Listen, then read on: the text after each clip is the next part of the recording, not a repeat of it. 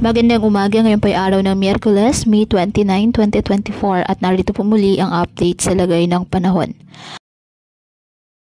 Ayon po sa Pag-asa, mahinang habagat o southwesterlies nakakaapekto ngayon sa kandurang bahagi ng bansa. Kabilang na ang Western Visayas, Mimaropa at Zamboanga Peninsula. Magdadala ito ng maulap hanggang sa maulang panahon sa mga nasabing lugar. Pinapalakas ito ng bagyong Agon na palabas na po ng ating Philippine Area of Responsibility ngayong araw. Nakakaapekto rin ito sa Metro Manila na makakaasa naman ng paminsan-minsang pag-ulan, kabilang na ang Central Luzon, Calabarzon at Southern Luzon. Samantala, isang cloud cluster ang binabantayan naman sa may South China Sea at patuloy na imamonitor ang magiging development po ng nasabing cloud cluster. Sa ngayon, ang bagyong Agon ay inaasahang lalabas ng ating Philippine Area of Responsibility.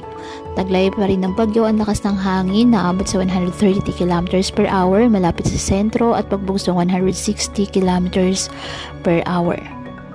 At kumikilos northeastward sa bilis na 40 km per hour. Kaya patuloy pa rin po natin na pinag-iingat ang ating mga kababayan sa banta po ng mga posibilidad ng pagbaha at pagguho ng lupa, lalo na kapag may malalakas na ulan.